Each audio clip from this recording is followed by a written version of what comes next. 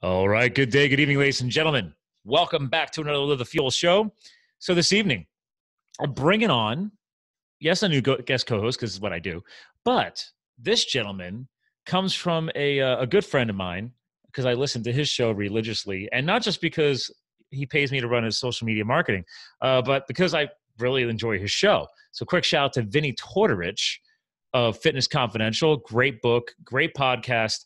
And many other things. So Vinny's a character, and this gentleman got to go on his show, and that's how I stumbled across him. I'm like, wait a minute. I want to dig into a deeper angle with this gentleman because let me give you the bio for you, ladies and gentlemen. Obviously, for the newer listeners, we talk about health, business, and lifestyle on this show.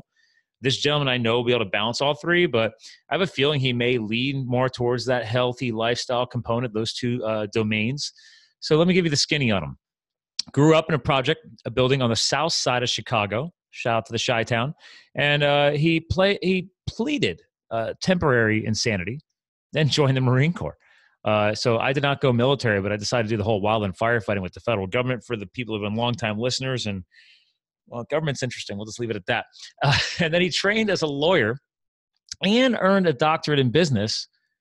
And might happen to know of a gentleman I've met at a few conferences and speaking events. Shout out to Jack Canfield, creator of Chicken Soup for the Soul. And Jack calls him the coolest person he knows, which is a very strong statement. So I expect him to expand on this and predicts that his new book, that's right, he's also an author, ladies and gentlemen, Q.U.I.T, will be a bestseller. That's right, people, Q.U.I.T, the last principle of success. So without further ado, Dr. Stan Robertson, welcome to the show, sir. Hey, Scott, thank you for having me. I appreciate you having me on. Big ups to Vinny. That guy is pretty amazing. Is he not a character? Yes, indeed he is. Nobody can argue with that fact. Yes, he definitely leaves a lasting imprint on you. Yes, absolutely. Absolutely. He and I were just texting this morning. They have a young dog named Bonzo. So we created Bonzo, his own Instagram. It's Bonzo the Vizsla. It's a Vizsla breed. So anyway, Bonzo got to do his first dog show training experience this weekend. So he's like, hey, Scott, can we share this to my feed? Because he's like, I just want to break it up. I want to make sure people know that I'm still a regular person. And yes, we own a dog. I was like, yes, because we have his movie coming out, right? Actually, it's out for pre-order right now, Fat a documentary. So he's like, I just feel like I'm selling all the time. I don't want people thinking I'm trying to sell all the time, but obviously I want to sell the movie when it goes live. And I'm like, relax, Vinny, we got it. We'll put Bonzo the Vizsla up on your feed. You'll be fine. Nice. But yeah, so you were, God, his recording schedule's crazy. His show crushes it. So you were probably recorded a couple of months ago, right? Yeah.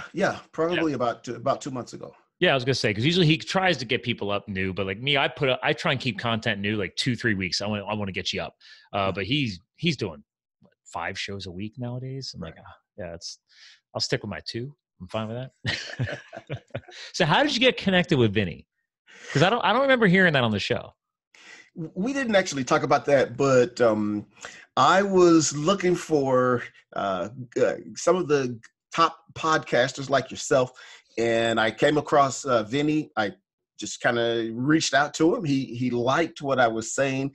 He thought that my concept was amazing, and we just connected. And he said, "Hey, why don't you come on the show?"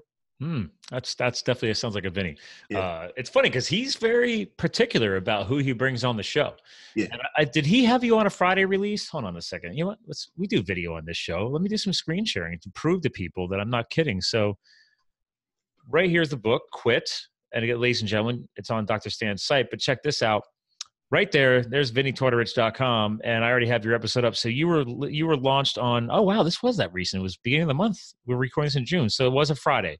So Friday is his like health guru show. He's always bringing on influencers that have, usually doctorates. Right. And I think they called you Quitting for Success. That was a nice show, by the way. I really enjoyed it. Oh, good. Thank you. So we're going to have some fun. We're going to hit a little bit differently. So you wrote the book, Q.U.I.T, but you've always been kind of the quit doctor, right? That's always been your theme? Yes.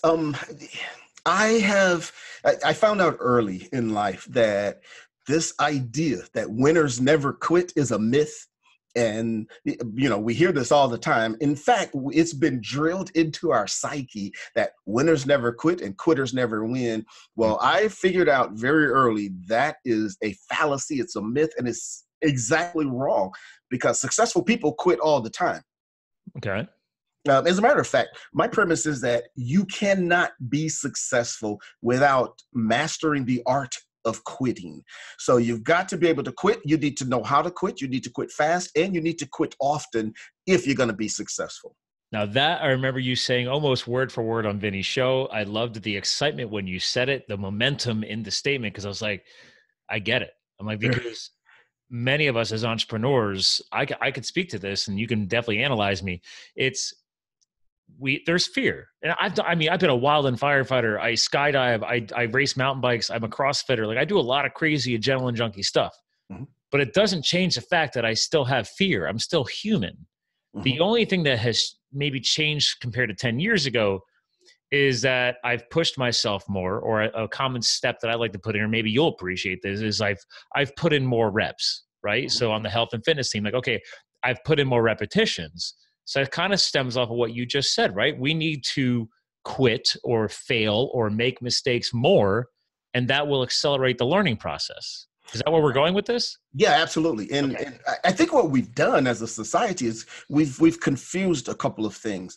We have confused the notion that you quit things, you give up things, versus this idea of persistence. So in other words, you're saying that you've done a lot of different things. You're engaged in a lot of things. Now, we have this false idea that you can never quit.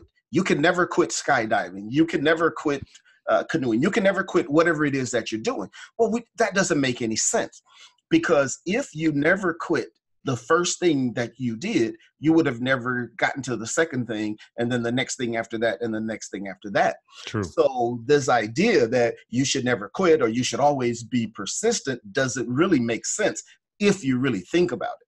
And that is one of the problems with this idea that's been beaten into our heads forever, that you can't give up things. I'm loving where we're going with this, because it's actually perfect timing. I actually wore this shirt today, because so I'm wearing a shirt that says it's Nika Nadadores. It's a swimmer, right? So it's funny, because actually the guy just Facebook messaged me earlier today, because they're looking at they're a not-for-profit, real quick on them, and they help kids in Nicaragua become amazing swimmers, or just they're in very poor parts of that country, and they want to give the kids something to do, like channel that and help them develop themselves, because athletics and sports can do that. It can be a very positive influence on growing youth. So this guy was from here. He's actually from where I'm at, and him and his co-founder founded their charity, and then he moved down there. So one of the co-founders runs a swimming team here locally in Pennsylvania, and then the other co-founder lives in Nicaragua running the program and getting kids to be, actually they brought some of the kids here to the States, and they outswim some of the kids here at their local program. Okay. But the point here is that I suck at swimming. Right. And my wife loves to bust on me about it, because, I love being athletic. And I always tell people, like, listen, you got to find your strengths and then outsource your weaknesses in business. Well, it doesn't mean I'm going to stop trying things. So I finally tried to learn to swim properly last year, took some professional lessons, and I probably crammed it into too short of a cycle, and then decided to go try and pull off a triathlon. FYI, did not complete the swim.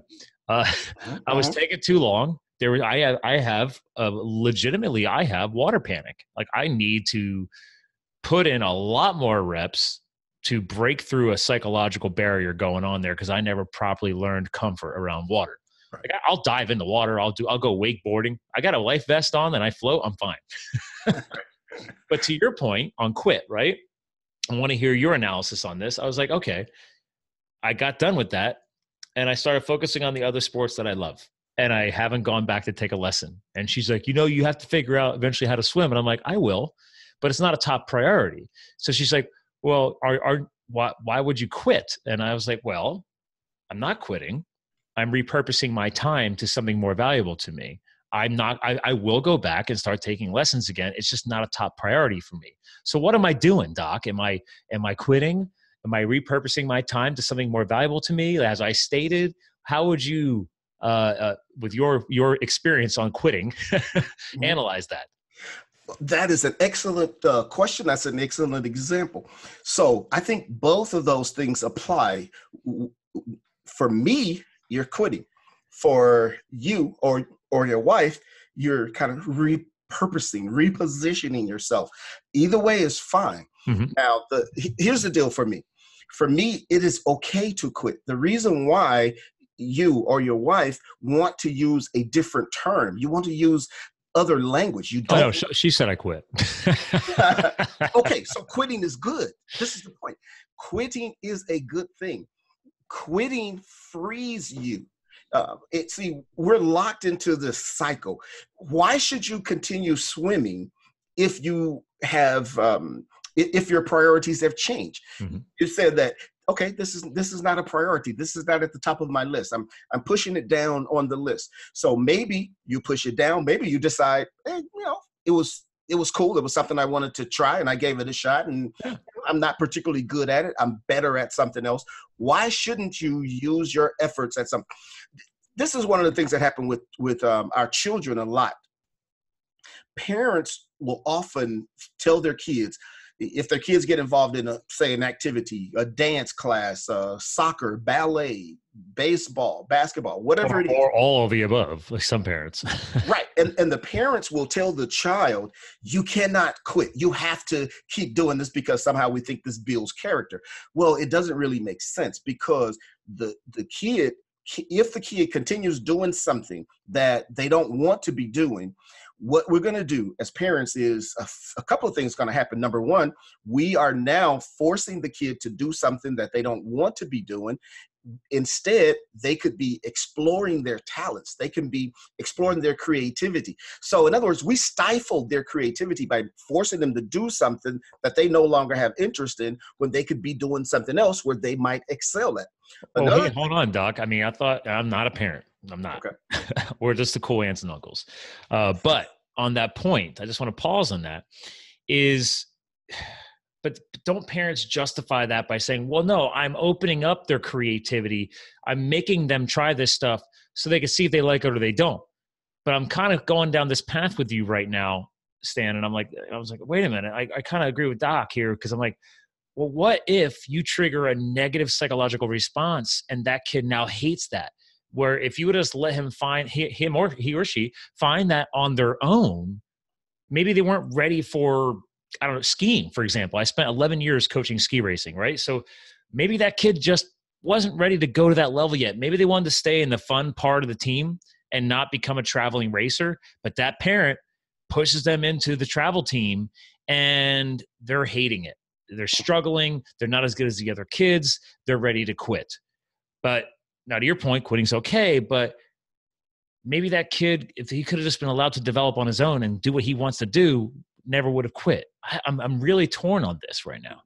So let's take the example of a book. Now, this happens with children all the time in schools. The teacher will get a book and they'll say to the kid, you have to read this book. Let's say Dr. Jekyll and Mr. Hyde, for example. Classic. Yeah, which is an excellent book. But when the teacher forces the child to read this book, and they say, you got to read this book and you've got to read it all the way through, that actually can cause the child to have an aversion to reading classics. Right. Whereas if you let the child read the first paragraph, the first chapter, and the child says, oh, this is boring, I don't like the book. Now, instead of us saying, you need to stick with it because you might like it, you just don't know it, and I know what's good, and I know you're going to like this if you really read it. No. If we say, fine, you read the book, you read the first chapter, you didn't like it, quit reading that book, pick up another book that you might like.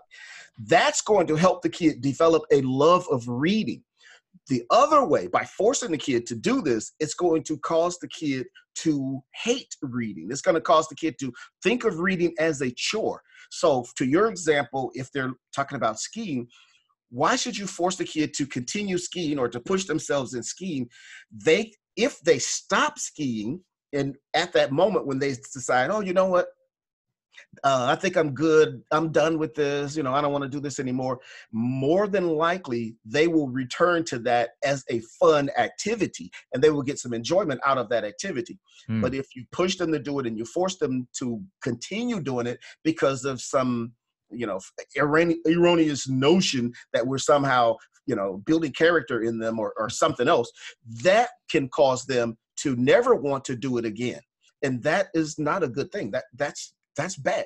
Quitting is liberating. It's freeing. It causes us to give up things, and it allows us to be free to re-engage our efforts into those things that are better and that we enjoy, and we will be more productive at. I mean, you do realize that when you decide to publish this book, that you're trying to take on a massive undertaking of reprogramming the definition of the word quit. I mean, yes. To be fair, you're valid. I'm not arguing it. It's just, you are right. We have been so, I guess, I think it could be culturally and socially and re-engineered or engineered to the point where it is a negative connotation. It's like, oh, yeah, absolutely. See, that's a bad 4-letter word. But to your point, and I agree with you, it's like, well, for example, are you big into like psych and personal and professional development stuff at all? Oh, absolutely. All right. You ever hear of Tom Rath's book, Strengths Finder 2.0? No, not for Okay, fun book. But let's go ahead, big picture. There's all these different ways to analyze your people could do it for career choices or for schooling choices. You can take all these tests, and they tell you what kind of learner you are and what kind of, in this case, his book, Strengths Finder 2.0. It's going to spit out your top 5 strengths. Mm-hmm. So it's like, okay, the point of the book is you don't read the whole book. You quit all the other chapters that are not those 5 strengths. And so you take the online test, it does all that psychological analysis and all the strengths, yada, yada, yada, spits out your top 5. You just read those 5 chapters because those are your 5 strengths that you naturally are bringing forth thanks to all the analytical testing that you did. And it's not probably 100% science, but anyway, the point of the thing is that it's like, now everything that's not aligned with those, eventually learn how to outsource it, hand it off, right? Quit doing that because you're wasting your time, right? So as a business, it's like, okay, well, if obviously I love doing sales and marketing, but I'm not a web designer. I could do enough to launch a site, but I'm like, I'd rather just pay somebody to do it. Like, there you go. Like, why should I be wasting my time and spinning my wheels doing that? Let's stop doing that because I used to. And I'm like, why am I wasting my time? That's not making me enough money. Why don't I just charge more and then pay that dude to do it? Right? So it's like this is where we're incorporating in this the quit concept, I guess. Right. Well, I like that. I think that's an amazing idea. I agree with that 100%. Another thing you said that I agree with as well is what I'm talking about is changing our entire mentality and our entire psyche around this concept, because we have been, I don't know if the word brainwash is the proper word, but we have been conditioned to believe that quitting is a bad thing. Now, we know that the word quit, Q.U.I.T, it's neither good nor bad. It's not positive or negative, but we as a society, we have attached a negative connotation to the word. So the word quit itself actually becomes a bad word. It's a negative thing. You're a quitter. Yeah, you're a quitter. Right. It's now become a label, right? Yeah, it's a label. Yeah, it's an insult. And the word quit is now synonymous with loser. So the reason why I will get upset if you call me a quitter is because you're calling me a loser. And, nobody wants to be a loser. So we have built in this negative stigma attached to this word. And the challenge is, as you mentioned, to try to help people understand there is nothing bad. There's nothing shameful about giving up something that you no longer want to do. Why should you keep doing it if you don't want to do it? And a big part of that is the stigma and the external pressure that we receive because we don't want to give up something. You don't want to quit a job. You're in a bad relationship. This relationship is toxic. You don't want to give up this. So just a very quick story. There's this young lady I know. Her name is Nicole out in Southern California. She was married to this tall, handsome French baker. They owned a string of bakeries throughout Southern California. Okay. He was a very toxic husband to her. She had a baby, for example. Mm-hmm. One day he comes into the bedroom after the delivery. He reaches down, lifts up the excess skin from the delivery and says to his wife, "Do you think I can be attracted to that?" Whoa, now, right after the birth? After the baby. So obviously this makes no sense, right? However, she would not give up that relationship. Now, finally, she got a divorce eventually, and she still wanted to hold on to the business with him because she wanted the relationship. So here's my point. My point is that now, if she finally gave up the relationship, she gave up the business. She was overweight. She had been fat shamed and all of this stuff, not just by her husband, terrible. But just generally. Others, yeah. Yeah, but she lost all the weight after she left him. Good for her. Rebuild herself. Disengaged from that business. She lost all the weight. She became happy, healthy. She became an author. She did a lot of good stuff. The point is this, is that in order for her to be able to be healthy, be whole, she had to quit that relationship. But external pressure, society says, if you give up your marriage, if you divorce, and I'm not advocating divorcing, but if your relationship didn't work out, your marriage didn't work out, you are a bad person. You are a failure. See, I could back you up on this. We don't talk a lot about religion on this show, but I love bringing in complete transparency because I can thank podcasting for that. I mean, I'm going on 3 years of podcasting, and I now really talk about anything and everything. I don't give a shit. So you'll appreciate this. My father grew up Irish Catholic. My mom grew up Presbyterian. They were both married first. Now I'm 41 years old and I have a younger brother and an older sister. So my parents got together young, but they obviously made a very youthful mistake each, and then both ended that. Now, in my mom's faith, wasn't that big a deal. I mean, I'm sure it was, but not like Irish Catholic, like holy crap. My dad's church was all up his butt and down the other side. And he told me this years later, all this stuff. And he's obviously still faithful and religious and all this other stuff. But he said he never went back to that church. He's like, this is a toxic relationship. I need to get out of it. How dare you shame me? That's good. That's excellent. See, and you know how we all are familiar with the idea of fat shaming. So I've come up with this new term called quit shaming. Quit shaming is the same as fat shaming. Instead of embarrassing someone or bullying someone because they're overweight, in fat shaming, I'm afraid that we do the same thing when people quit things. So we quit shame them. You quit the thing, so we make you feel bad. You quit the relationship, you quit the marriage, you quit the church, you quit the job, whatever it was, you quit the sport. And we should not be doing that because no one should be doing so. Here's what happens when you continue doing the things that you don't want to be doing. It damages you mentally and physically. So your internal organs are impaired. Your internal organs are literally degrading because of the stress that's associated with doing the things that you don't want to be doing. I totally agree with you. Yeah. So quitting, I mean, we have many reasons why we ought to quit things that don't work for us. Or even if you just decide, hey, I just don't want to do that anymore. Why should you? That's true. Because the first part of the show, we were talking a lot about external impacts here, but we often are skipping right past the internal impacts. And to your point, maybe it's not an unhealthy relationship of another person influencing you.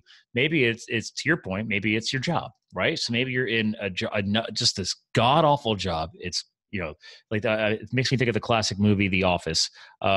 Hilarious. You want to beat up a photocopier with a baseball bat, right? Like you're just not a happy person. You don't want to file another TPS report.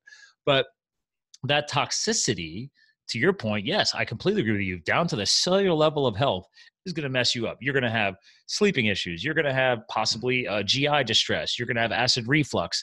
Now, granted, food can trigger some of these things too, but people underestimate the psychological impacts here, the manifestations that can actually, to your point, create long-standing damage. So I've interviewed lots of great doctors from the health world that can back that up. So I'm with you, man. I am completely dialed in on this. So, but again, to your point, it's years of social engineering or, whether it's heck, let's go back to our kids, our youth, like in sports, you don't quit a sport, and in your job, like you don't quit your job, like, but wait a minute, but my job sucks. Well, you should at least find another job first. But if you can't have the time to go find the new job, so right back to this quitting thing, there's so much negative connotation to quitting. So. Yeah. And that's one of the problems. That's one of the things that prevent us from giving up things that are unhealthy for us. Now, there's another reason, though, why we don't quit things. One of them is the fear or the external pressures, the negative connotation associated with the concept itself. Mm-hmm. But there is also there's something, there was a study that was done. In this particular study, they took two groups of people. One group, they gave a jigsaw puzzle, and they said, complete this puzzle. The second group, they gave the same puzzle. They said, complete this puzzle, except they interrupted the second group of people. They would not allow them to complete the puzzle. What they found out at the end of the study is that the first group, the group who completed the puzzle, they were happy, they were satisfied, they went on about their business, never thought about it again. The second group continued to think about the puzzle continuously throughout the day. And what they determined is that those people who could not complete the puzzle because they were interrupted, they thought about it twice as much, because our brains are hardwired for completion. Mm-hmm. So in other words, the fact that they were interrupted, they were not allowed to finish the puzzle, caused their brain to keep circling back. Wow, I didn't finish that. They interrupted me. That was so unfair. They should not have done that. Why was I in that group? Why didn't they let me complete the puzzle? So that study taught scientists that the human brain is hardwired for completion, and that's one of the things that prevent us from quitting things. Because whenever you quit something, the relationship, the job, the city where the weather is terrible, the sport, whatever it is, anytime we quit something, we continue to cycle back. Our brains keep going back. So we keep thinking about the person who we just left. Mm-hmm. Keep thinking about the sport or the activity that we gave up. So that is one of the things we also need to recognize and to understand, that there are some scientific reasons why our brains will be very reluctant, be hesitant about quitting things too. Well, I think that's tied back to another great author. You might be familiar with her. She's big in the business and space. You ever hear of who's the other? You ever hear of the rule, the 5-second rule? No. Oh, there's a 5-second rule, and she is famous now thanks to that book. But anyway, the 5-second rule, and I will find her name. Mel Robbins is her name. Mel with one L. And anyway, the whole point of that book is it's a hack to transform, her tagline, transform your life, work, confidence with everyday courage, because many people, they don't allow themselves just 5 seconds to let their lizard brain like reset, right? Because we have that fight or flight mechanism. And so obviously, to your point, right? Like we're ingrained to do all these different things. We have the fear of loss or this need to complete. But she's like, a lot of times in that book, she'll talk about how, listen, just take a deep breath and count to 5, mm-hmm. or count down from 5, whatever you want to count up, count down, doesn't matter. The point is like that allows your brain to kind of like reset and calm down. Mm-hmm. And then you can, just with 5 seconds, think more clearly on this. It's like, wait a minute, do I need to do that right now? Can I wait that for later? And I've read that book probably 3 years ago. And it's funny because now you and I are talking right now, it brings me back to a lesson or a project I'm working on. I'm all about hacking, right? And whatever you want to use the word hack, you want to do optimization, improvement in life, whatever. And the one thing that I realized was that my wife will call me on this. She's like, you keep giving yourself tons of stuff to do, and then it stresses you out. And then you don't get it done and it drives you nuts. So it totally backs up what you're talking about. So my hack is, I was like, wait a minute. Am I prioritizing this? Like yes, I'm too busy running a business. Sometimes I just got to hire a contractor to do something. But every once in a while, I like to get my hands dirty because I need to give the brain a break. So I like to be able to go wrench on some things. But I agree. Sometimes I can make too many things. And then because I didn't do it, I've literally just built up my own stress load. Yeah. Okay. Well, here's one thing about people who are quitters. And I want everybody to be I want everybody to be a proud quitter, because when people who quit do more things, people who quit accomplish more goals. People who quit are going to be more successful, because if you do one thing, two things, three, and you never give up those things, you always do those things, you're not going to be, see, we already know that you can't be successful without going through some trials, some errors, make some mistakes. Yeah.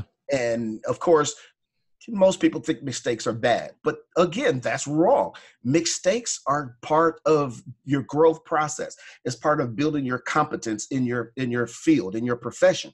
So you have to make those mistakes. The faster you make those mistakes, the better you're going to eventually get to where you want to be. So this idea that if you're doing a lot of things, you're going to quit a lot of things. And if you do a lot of things and you quit a lot of things, the more things you quit, the faster you're going to get to where you're trying to go. So people who are okay with quitting, people who are okay with making mistakes, they're going to get there a lot faster than the person who says, I can't make this mistake, or, I'm afraid that this won't work. Okay, fine. You gave it a shot. So even if you try 10 things, 15 things, and you quit, let's just say, hypothetically speaking, person A, they tried 3 things and they quit 2 of them and they did 1. Or let's say person A tried 3 things and they didn't quit any. They did all of those 3 things. Sure. Person B tried 15 things and they quit 10. Person B still is 5. They have 5 successes to the person who never quit anything. They started 3 and they completed all 3. You start 15 and you quit 10. You still completed 5. You still did more. You still accomplished more than the other person. I'd rather complete one thing than worry about completing 5. Like, get something done. Right. I agree with you. That's why I was kind of hinting at, like, with I created this project now. I call it a prioritization list. A lot of people use them, but I added a new segment after I listened to your show with Vinny, and it's called, I didn't call it the quit list. I just call it the pass list. So I was like, okay, to kind of change the connotation for me anyway. So on my dry erase board, I've always got stuff cycling in and out. I'm a visual person. I have the Evernote app. I can have it digitally too. But the point is, it's like, okay, it goes to the top of the list and I can prioritize it right away. And then if it's still there within a week or two, I'm like, okay, is it really still that big of a priority? Let's move it down. And you move it down. And it's not a matter of like I'm procrastinating. It's like, well, clearly that was not as big of a priority as I thought. And then eventually reach a point, I'm like, well, do I even really need to still do that? Do I have to really launch that project? It's not, I got so many other projects going on. Let's just quit that one or pass on it. And then it goes in the tank. I still keep a list. I have a digital imprint in my Evernote app. Every single idea I have, it goes in there. And then if it ever pops in my head 6 months from now, I could search for it. And maybe that's what genius inventors do. I don't know, but I agree with you. My point is, there's only so much stuff I can do. So let's focus on what I want to do. It's just, you feel it deep. It's like, no, I want that. I need that. Back to your point on quitting. So part of this backstory, versus why FIRE is in the logo, is that I left the corporate world. So I quit the corporate world. This is after I went back to school on nights and weekends to do my marketing and psychology. So I had quit school, and then in was it early 2000s, 99, 2000? No, actually it was 97, because I was working full time, paying my way through school. And I'm like, I can't do both, right? I'm burning out. So I quit school so I could focus on my career. Worked my way up in some companies. I was making more money than my friends with degrees, right? So now it's early to mid 2000s, and I'm like, to advance my career, it would probably look better if I had a degree, a piece of paper. Nowadays, I don't agree with that, but hey, that's just me. Point is, like, at least in that environment, in that corporate environment, it would. So I made myself start go back to school on nights and weekends, and eventually finish a degree. So I checked the box, right? The career's looking good. The resume looks good. The degree, the paperwork looks good. But I had met a girl a couple years, and I found out about this whole hotshot wildland firefighting thing out west. And I was like, wait a minute. What if I quit the corporate life for a couple years, go serve my country, not in military, but to go fight wildfires? But if I'm going to do it, I got to be on one of the elite hotshot crews. And I got on one, and I did that for 2 years. So my first book will be coming out soon, and it's going to be about that experience. The point is, but then I only did it for 2 years and then I quit because I was like, but I wouldn't use that word. You and I are using it now, but I was like, people were like, well, I thought you were, Doc, I was all in, dude. I sold everything I owned, fit my life into a car, left a 2,000 square foot townhouse out here on the East Coast and moved west. I mean, my life fit in my car. I said, this might be what I'm supposed to do the rest of my life. I don't know. And I was already considered old. I was 31 at the time. Apparently that's considered old. I mean, maybe in the military world too, it's the same way. They like you when you're young and moldable. You're in the Marines, you know what I'm talking about. Anyway, fast forward, do the 2 years. I earned my belt buckle and I said, you know what? This has been a life-changing experience, but I'm good. Like I meant for something more. My brain was bored. It was, again, life-changing experience. I mean, I got some crazy freaking stories from it. But it's triggered so many things since, right? Like I never thought about becoming an entrepreneur, but I'm so independent. That reminded me. I hated the corporate people telling me what to do. Then I hated the government people telling me what to do. So now I don't like anybody telling me what to do. So I just work for myself. But like I didn't know, right?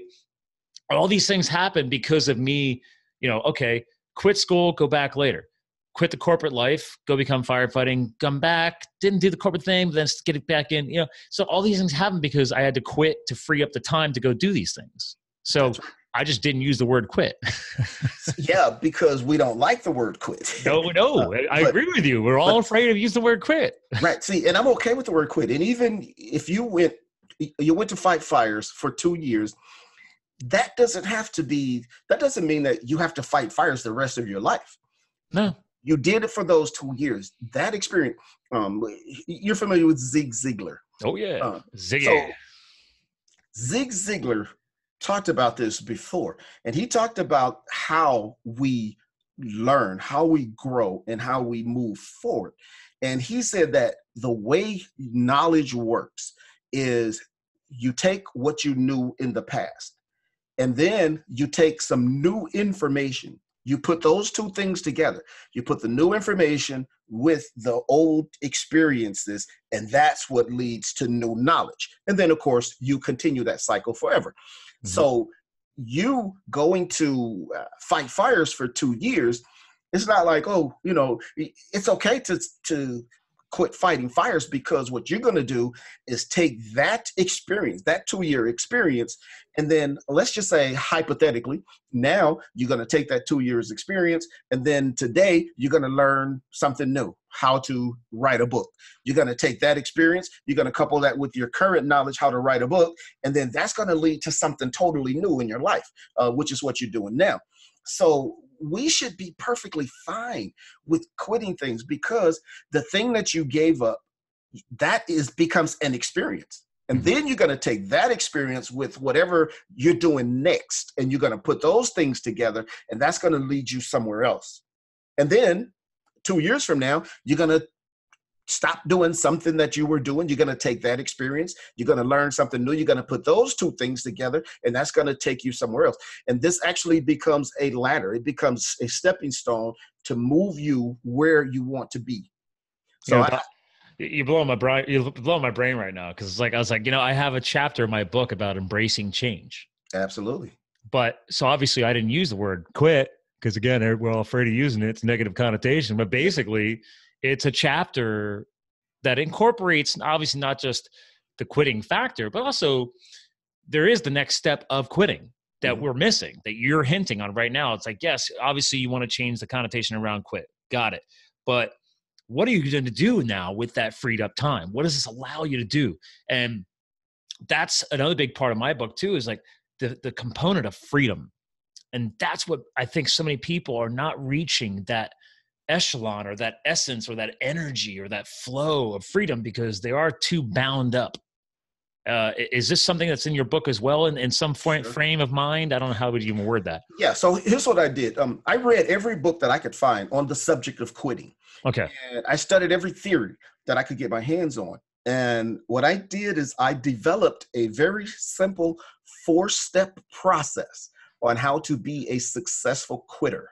In other words, if A you successful quitter. I got this screen sharing again, by the way. Keep going. Keep going. I how like to it. be a successful quitter. So, in other words, if you want to do something in life and you want to gain more success, if you are able to be successful at quitting, be successful at giving up things, then it's going to lead you closer to your goals.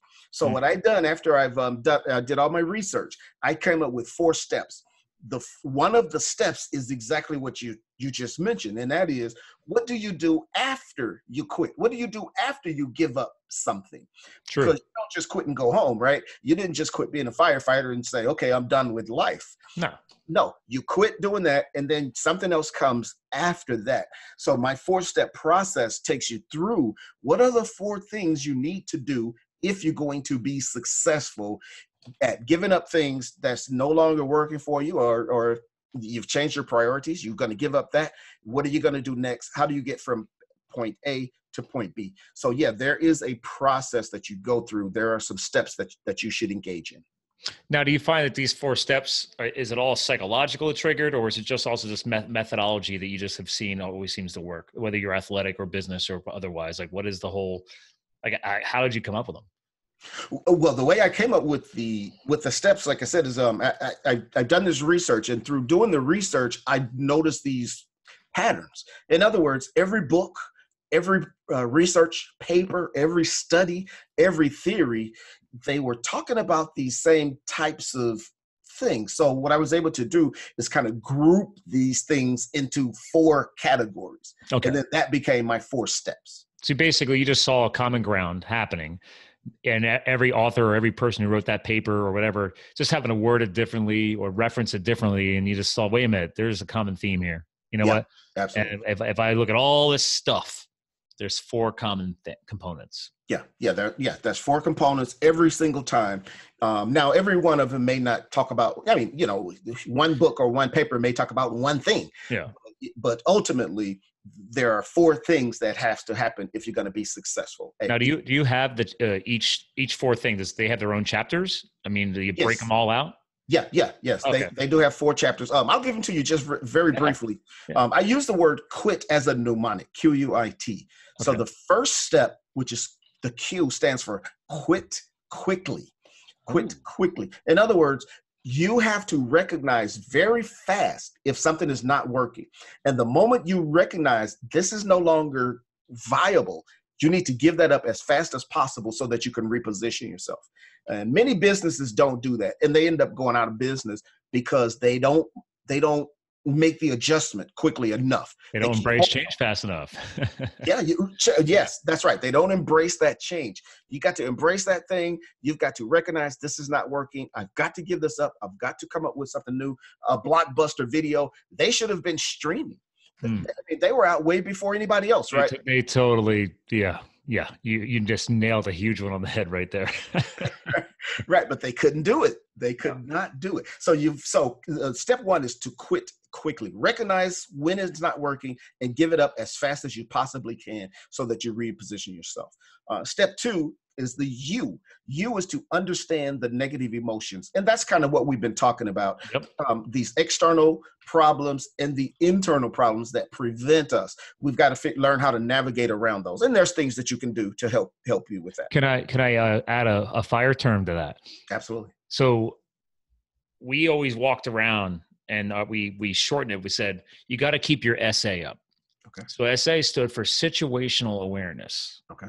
And it was your life-saving principle. It's like you knew what was going on, obviously in and around yourself, but also around your fellow crewmen, et cetera. Because to your point, like most people, they might have quit quickly, whatever, but like to your point, understand the negative emotions. Like that's part of that situational awareness. Like, okay, I'm now for average person being put into a negative situation because they thought quitting was going to be negative.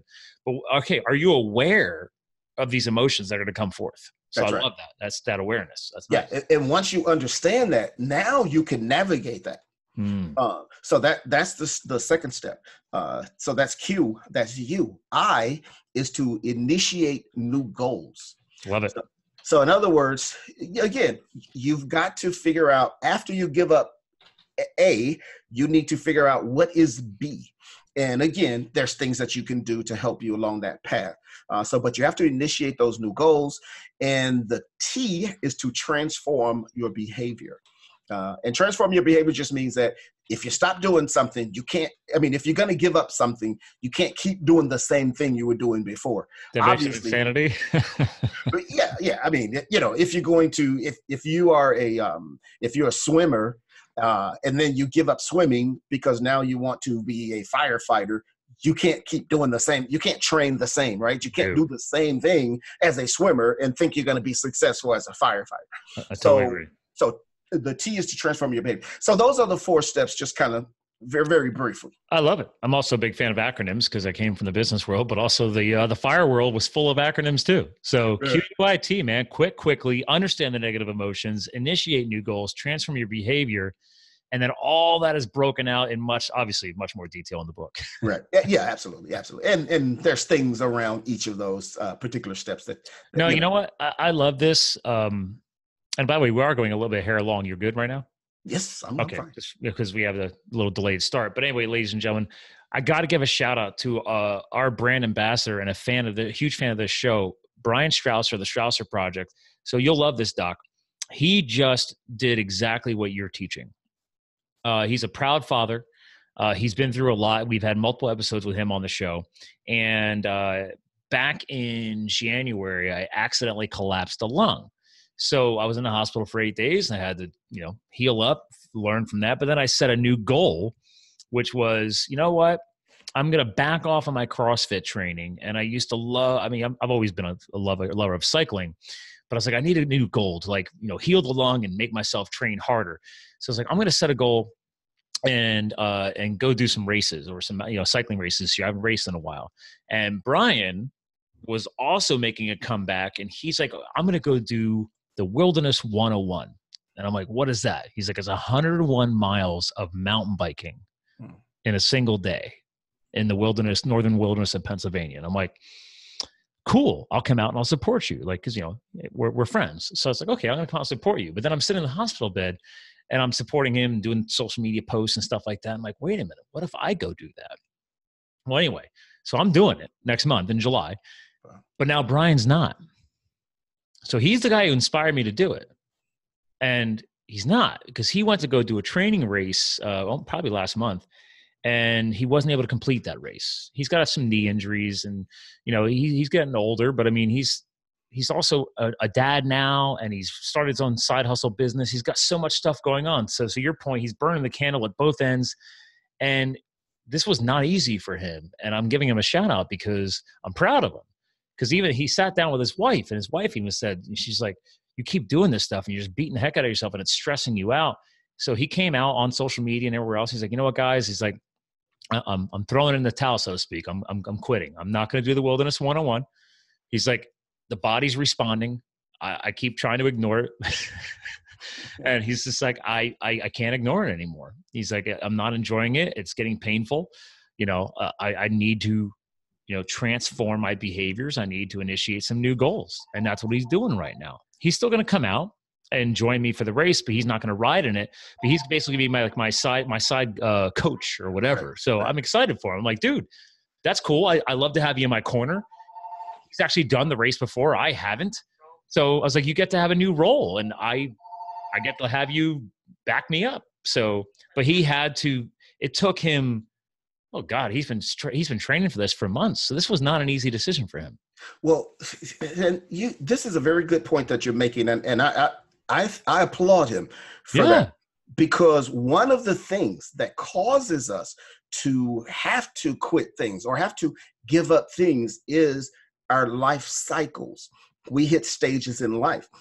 There are a couple examples, just very quick. Mm-hmm.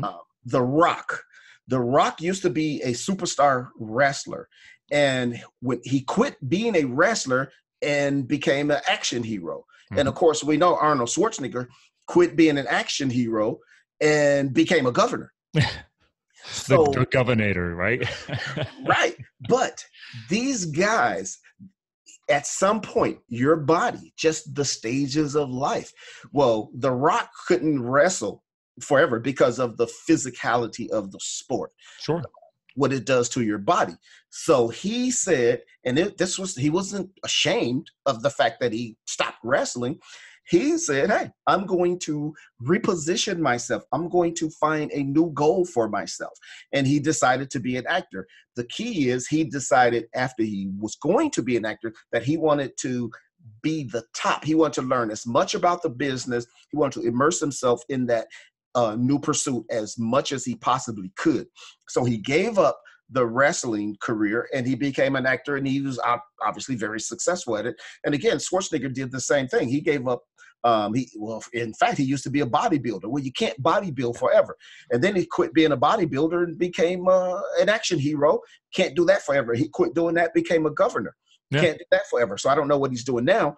But what we do know is that those guys recognize that if they are going to be successful, they need to know when to give up something and reposition themselves. And if you're doing it because you just don't like the thing, you don't enjoy it anymore, if you're doing it because you're not good at it, or if you're doing it because life circumstances dictate that you do something different, these are all good reasons to give up things. Yeah, I love what we're hitting on today, because I think I love the fact we're gonna have to use them in the title. I think Rock and Arnold, the way you've just explained it, are exactly perfect examples of that. Those guys are hugely successful, and they've gone through a lot of transformations. And that's the point, is that you don't have to do the same thing forever in life, right? It's okay. And actually, I almost feel like, you know what? Shout out to the people listening to this show. Challenge yourself to try something new. And to your point, Doc, in order to try something new, pick something to quit, because it's okay. Yeah, it's perfectly fine. And that's why this idea that winners never quit is a myth, because Schwarzenegger is a very successful individual. So is The Rock. Mm-hmm. So it's not like, oh, these guys are losers because they quit doing something. No. So you can't make the argument that winners never quit, because these guys are clearly winners at everything they do, but they've quit many things. Yeah. I mean, you could sit down and they could probably list a whole book of just things that they've tried and failed at and had to move on. That's right. They could just have like an Arnold quit book, a Rock quit book, and it's just a bio of everything they've had to quit to keep moving into the next steps in their careers. Absolutely. Absolutely. This has been great. I love this. So obviously, let me ask you this. When you wrote the book, what did you quit to write the book? Well, what made me write this book actually is my son is in the Marine Corps. You know, I was in the Marine Corps, and then my son joined the Marine Corps just recently, 3-4 years ago. He's a Marine Corps officer. He was approaching the end of his first tour of duty, and he called me up. He said, "Dad, you know, I'm thinking about getting out of the Marine Corps, but you know, I'm not sure. You know, what do you think?" Now, I kept telling him, well, no, you need to stay in. You got to keep doing it. You got to keep going, because the Marine Corps is great. Oh, you were telling him this? Yeah, this is what I was telling him. I was literally browbeating him into staying in the Marine Corps. Wow. Now, he eventually did re-enlist, so he did stay in. But the point is this, is that I was telling him to stay in, not so much because that's what he wanted to do, but because I thought that was a good thing for him to do. Well, eventually I went to sleep that night, and I woke up around 2:00 in the morning. And when I woke up, one word came to my mind: quit. And that's what made me that's what led me to this concept. So the next day I called him up. I said, "Hey, look, you don't have to do this. I know I'm saying you should keep doing it. His mom is saying do it. His wife is saying do it. His siblings are saying do it. His relatives, his friends are saying, no, you got to keep doing it, you know, because he's got, you know, you're an officer. People salute you, but for God's sake." Yeah.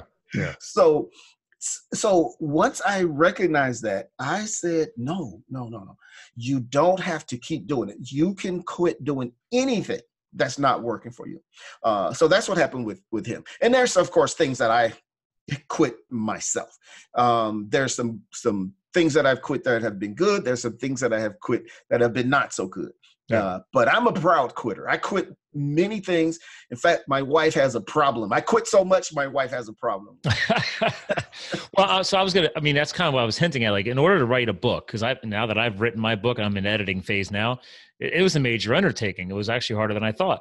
So, like, I had to quit, for example, temporarily listening to podcasts and audiobooks in my car while I was traveling. And then instead, I took that time and I was actually using a voice transcription app to transcribe my chapters because I didn't want to sit down and physically write the book. And I travel so much. I'm like, why not use technology and voice transcribe the book? The only side effect of that is now it's like double the amount of editing because I have to literally build all the structure out.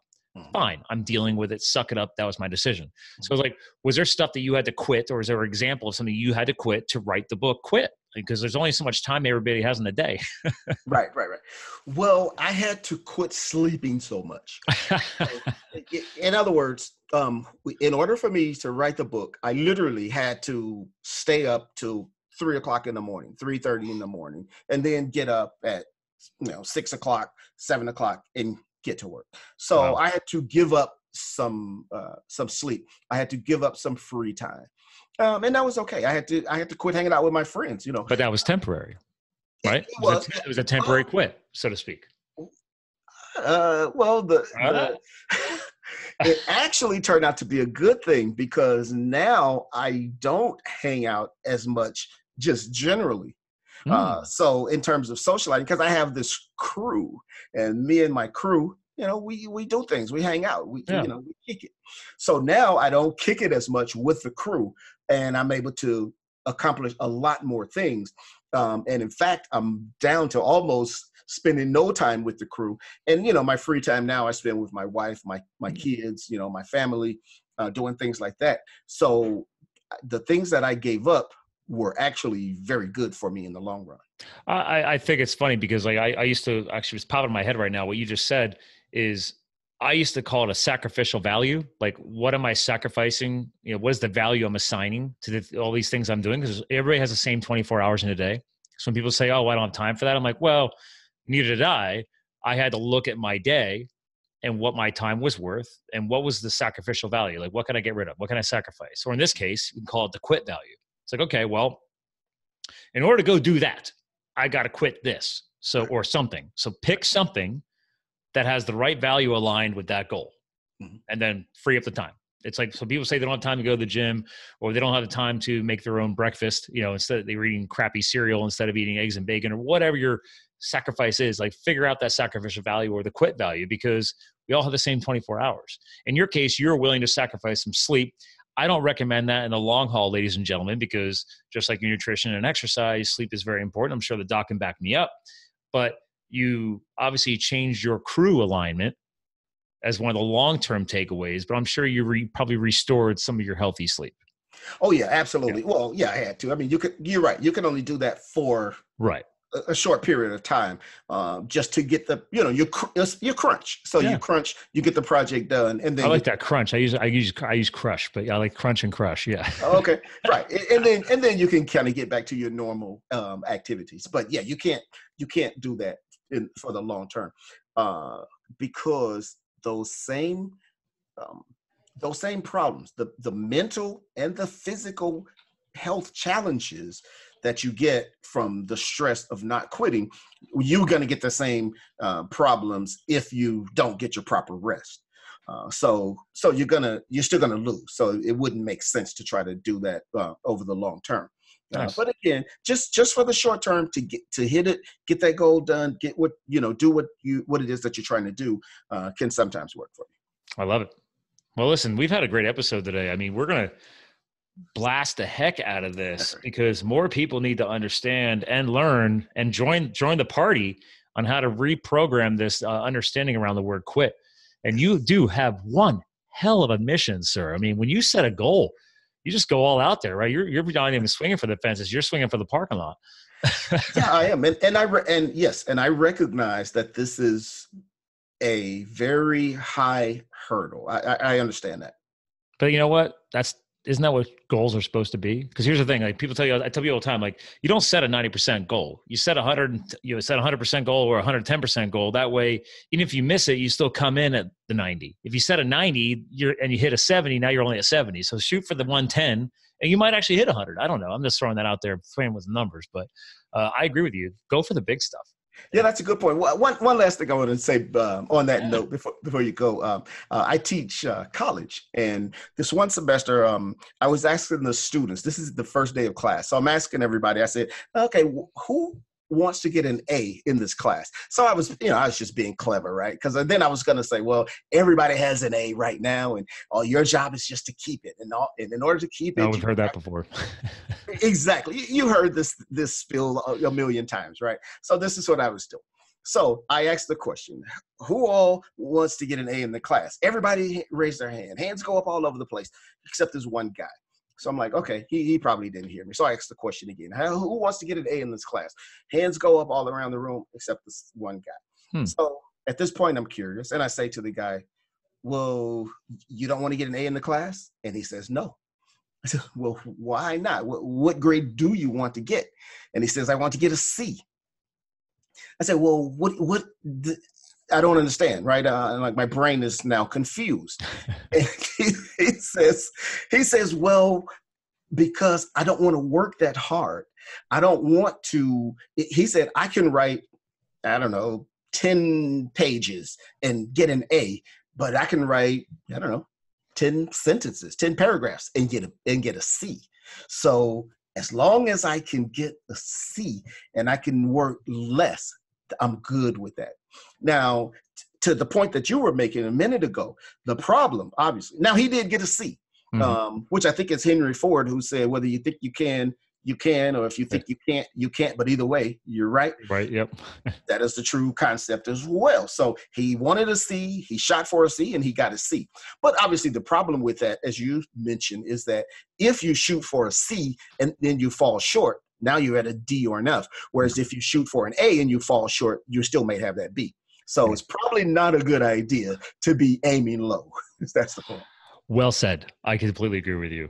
By the way, I didn't. Where do you teach at? DeVry University and Keller School of Business. Oh yeah, we have both of those. Well, are they the same? Still separate schools, right? Yeah, the separate. Yeah, okay, DeVry is undergrad and Keller is a grad school. Okay, because I was going to say I remember seeing them as separate campuses. I'm like, oh, did they merge? Well, listen, this has been a great show. I'm excited to get this up online the next couple of weeks here and get you out there. But I will say you just had a great story to share, but I would like to see you help us close out the show because most of our guest co-hosts like to leave behind some final, higher thinking words or all-encompassing message. Is there something, besides obviously this huge goal of re-educating on the true meaning of quit, but is there an all-encompassing message you like to leave behind or maybe a big tip behind helping reprogram our knowledge around quit? Well, there's just one thing, and it relates to the concept of quitting, of course, and that is that one of the things that I encourage people to do is create for themselves a quit list. So a quit list is just something that you can commit to where things that you can give up in your life that is no longer serving you. Either you just decided this doesn't work for me. You don't want to do it anymore. It's a dead end. It's not getting you any good return for your investment. Whatever the issue is, create this list, and I call it your quit list, and take that list to identify the areas in your life where you need to purge, and then figure out what things you can give up to make it yourself better so that you can get to your goals and your success a lot faster. I like it. There you go, people. You have a little takeaway hack for yourselves. We actually, and by the way, real quick, thank you, because making lists is very powerful. There's books on why list making is so successful, but I like the fact you really helped tailor it to specifically around the quit theme. So that's a great message. Listen, hang tight. I want to give you a proper goodbye off the air. Ladies and gentlemen, we've dropped a lot today. I mean, we got quit all over the place. We got Q.U.I.T, stands for steps, right? Quit quickly, understand the negative emotions, initiate new goals, transform your behavior. We connected on two amazing action heroes slash models slash bodybuilders slash wrestlers slash governors. You got The Rock and the Arnold setting great examples on how to properly quit so they can grow their careers and keep moving on. So Dr. Stan, thank you again for joining the show. I'll give you a proper goodbye off the air. Ladies and gentlemen, remember, check out Quit, The Last Principle of Success. It's on Amazon. You can get it on Kindle and hardcover. I'll screen share one more time for that, for the video watchers. I'll have all this linked in the show notes. By the way, real quick, you're going to see it live right now. Remember, ladies and gentlemen, when you go to livethefuel.com, I have the Amazon banners. They're all linked to my basically my influencer page. So right there, Scott's book recommendations. This book is now in the list. So if you want to quickly find it, you can go that way as well. But again, go to thequitdoctor.com to check out more about Dr. Stan. And again, ladies and gentlemen, we're here to fuel your health, your business, and your lifestyle. We definitely did that today. So let's learn how to quit together. And remember, you too can live the fuel. We'll talk to you guys again soon.